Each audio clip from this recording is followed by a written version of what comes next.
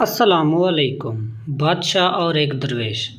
بادشاہ ایک درویش کے پاس گیا جو کسی خاص ورد میں مصروف تھا۔ بادشاہ نے اس درویش سے اس ورد کی بابت دریافت کی تو درویش نے بتایا کہ یہ ورد ایک خاص مقصد کے لیے متحرک کرتا ہے۔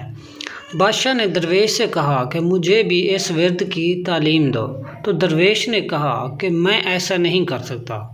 بادشاہ یہ سن کر وہاں سے غصے میں رخصت ہوا اور اس نے اسی درویش کو اپنے دربار میں بلایا اور اس کو کہنے لگا کہ میں نے تیرا ورد کسی اور سے سیکھ تو لیا ہے، لیکن جس عمل کا تو نے ذکر کیا تھا وہ عمل میرا پورا نہیں ہو رہا ہے۔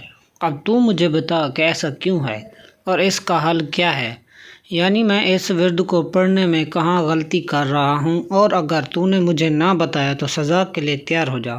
درویش یہ سن کر مسکرایا اور بادشاہ کے پاس کھڑے ہوئے سپاہیوں کو حکم دیا کہ وہ بادشاہ کو فوراً گرفتار کر لے۔ سپاہی اور بادشاہ دونوں نے حیرت سے درویش کو دیکھا کہ یہ کیا کہہ رہا ہے، شاید بادشاہ کے خوف سے اس کا دماغ الٹ گیا ہے۔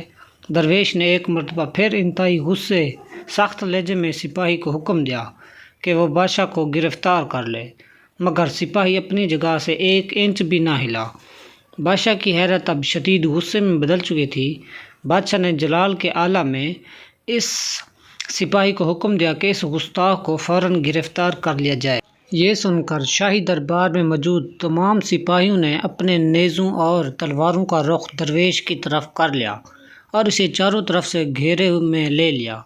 درویش یہ دیکھ کر مسکرایا اور بولا، سن بادشاہ، جو میں نے ان سپاہیوں کو کہا اور جو تو نے ان کو کہا وہ ایک ہی حکم تھا، الفاظ اور لہجہ سب ایک تھا، لیکن میری بات سن کر یہ ایک سپاہی بھی خاموش رہا، جبکہ تو نے صرف ایک سپاہی کو حکم دیا تھا، لیکن تیرا حکم سن کر دربار میں موجود تمام سپاہی فوراً حرکت میں آ گئے اور مجھے ایک آن میں گرفتار کر لیا۔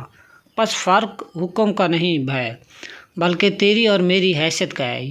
یہی سبب ہے کہ تیرے ورد پڑھنے سے کبھی عمل ظہور پذیر نہیں ہوگا، کیونکہ روحانی دنیا میں تیری حیثیت صفر ہے۔ سوال یہ نہیں کہ قرآن میں شفا ہے یا نہیں ہے، سوال یہ ہے کہ پڑھنے والا کس کردار کا مالک ہے اور اللہ سے کس قدر قربت رکھتا ہے۔ اعمال اس کی نیت اور ایمان کا ہے۔ اپنی نیت، دل اور عمل کو صاف کرے۔